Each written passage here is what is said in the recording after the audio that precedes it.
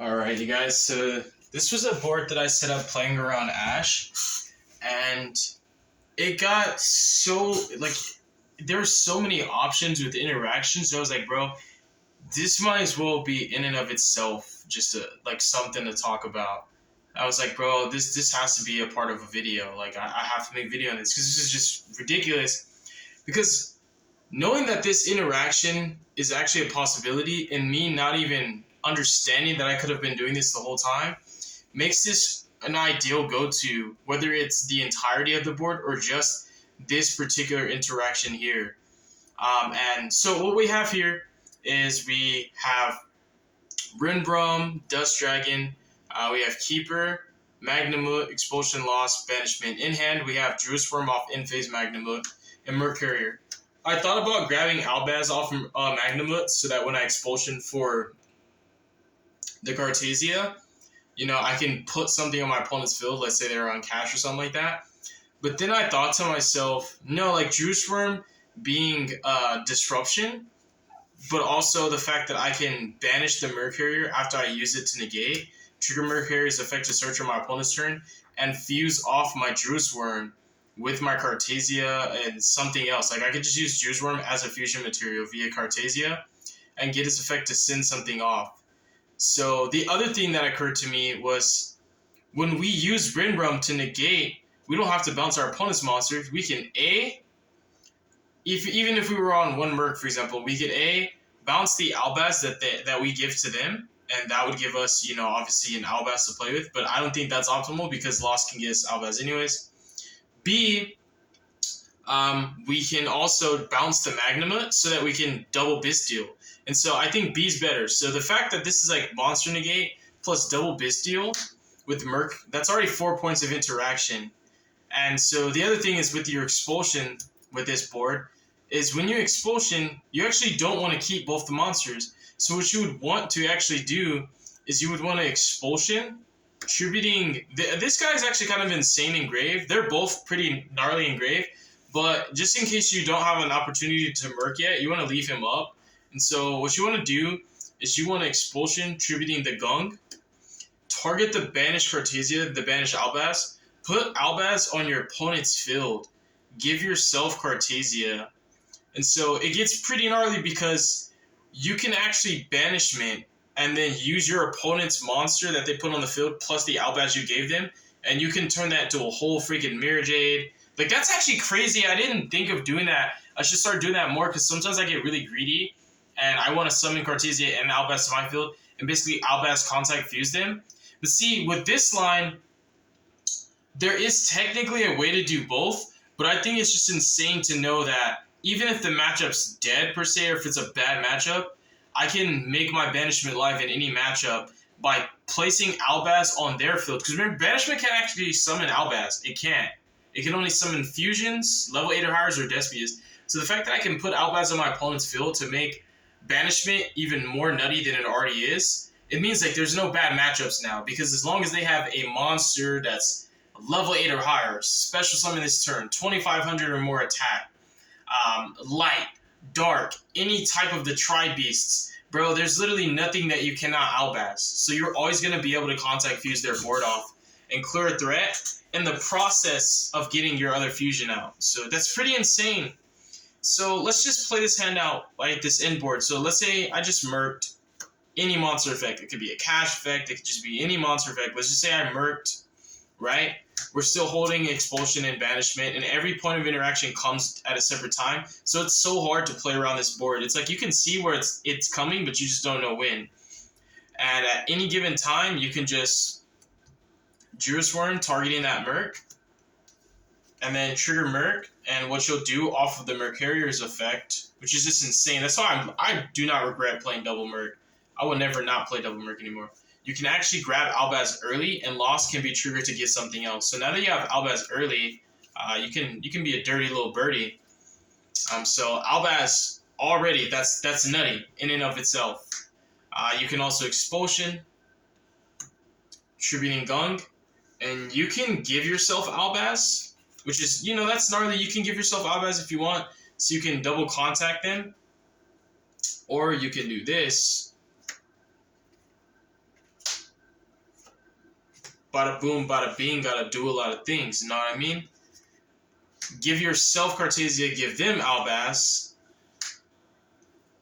And, obviously the only thing is maybe they might play a target, but you wouldn't commit to this line if you didn't know the matchup. The matchup is just pretty obvious. And so you can Cartesia for an Albaz fusion anytime you want to. So what you could do here now is you can go for Cartesia into a Mirror Jade, for example.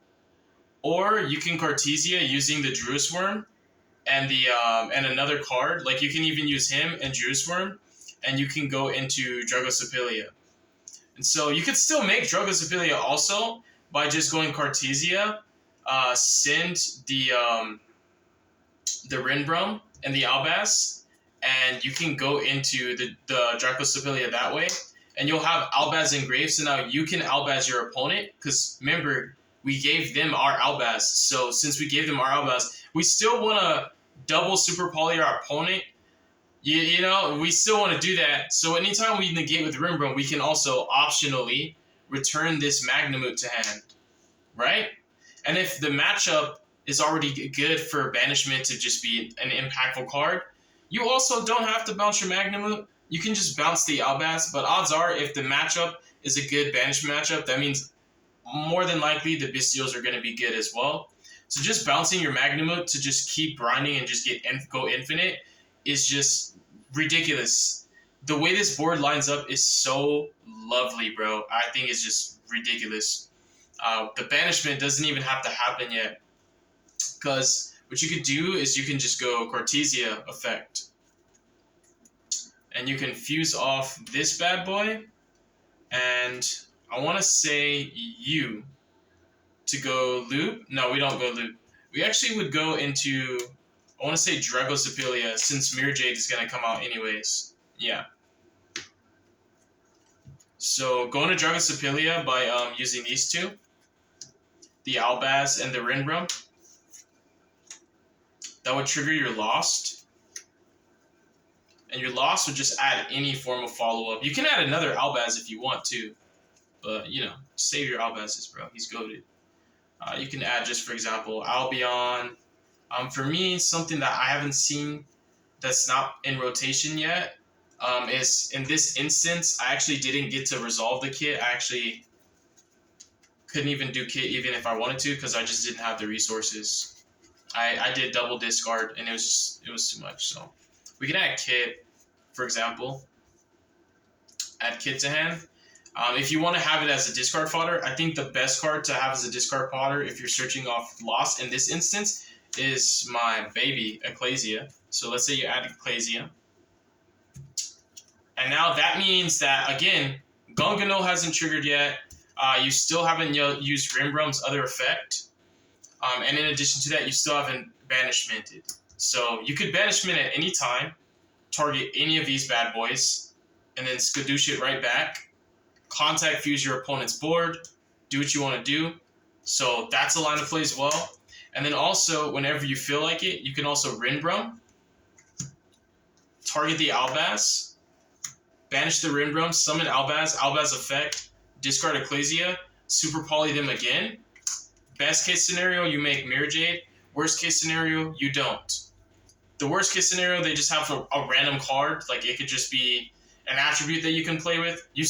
There's no limit to what you can and can't make. So let's just put that as A, B, C, or D. It depends what they have. That's what you're going to get. But you're still super polying them by discarding the Ecclesia. In addition to that, you still have the Banishment live. On top of that, you can go for Gung again. Bada boom, bada bing. Contact fuse their board again. And even if they don't have an extra deck monster, you do. And this is very expendable. And that Albaz is looking real fat. So you can use the Albaz that you gave them and still make Mirror Jade. And so it turns into Mirror Jade, Dracosophilia, double Bestial. So that's 4. Merc, that's 5. Expulsion, 6. Banishment, 7. The fusion you made, 8. The contact fuse from Albaz, 9. What else are we missing? Gung, technically 10. It depends what you have. Like right now we don't have the Synchro, so it's not that great. And then also, I think we're missing something.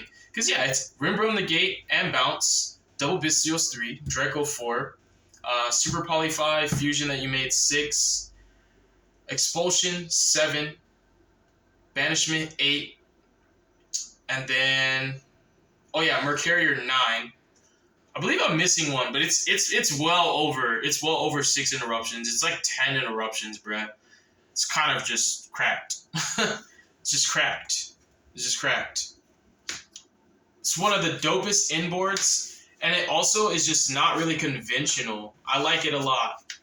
And I remember my hand too. My hand was pretty decent. I had Keeper of Dragon Magic with a Merc to discard for costs and Magnamut. I can't remember the other cards. Because, dude, I messed around with this board for a while. And then I was like, okay, I'm just going to make a video on it because, like, this is something I'm leaving as a bookmark for myself to come back to so that I can learn how to craft this board better. Because I think that's one of the best boards that I've made with this deck. And it's not crazy looking at the same time. It has so many points of interaction that it's really just too much to play. It's too much to play through. And then you got to think you're getting in-phase off of whatever you send off Mirror Jade, you're getting in-phase plus. You're getting the Ecclesia fusion. I mean the Cartesia fusion. You're getting in-phase Cartesia, in-phase Ecclesia, in-phase Magnamut again. That's already 4. What was the other piece of follow-up? Oh yeah. I think it's literally just 4. Because you have the fusion you dump, you've got Magnamut, so that's 2. You got Ecclesia and Cartesia. That's 4. Oh, yeah. And then, was High Spirits in rotation in that one? No, I don't think so. And then you've got Lost that you're playing with, too. So it's just ridiculous. Like, there's no way you don't have lethal. Yeah, this deck's just so insane, you guys. It's so fun. I freaking love Branded so much, bro. It's one of the dopest decks ever made. It is definitely up there. Goated as a fusion deck, just like Shadal's are. This deck's way more versatile, way more competitive than Shadal's, unfortunately. I love my dolls, but Branded is just like a different fusion deck. It's a totally different breed. It's just built different. Like, I can play all my 1-ofs and successfully fusion summon 4, 5, 6 times, and Shadal's can't do that. They gotta keep drawing fusion spells and keep dumping them and adding them. But yeah, I think this list is really insane. I can't wait to put the icing on the cake. I do want to mess with thrusts. And once the list is just, the cream of the crop, exactly what I want, you guys are about to see the most crazy Branded list you've ever seen. Because it's only been getting better. Every time I update it, it's just better than last, better than last. And right now, I feel like this is the best list, bro. But every time I do that and I pick my cards up and just touch them, start playing with them, I'm like, dang, this is the best list again, bro. Like, dude, it's so insane. 14 going second cards as well. Come on, bruh. Come on, bruh. Let's go.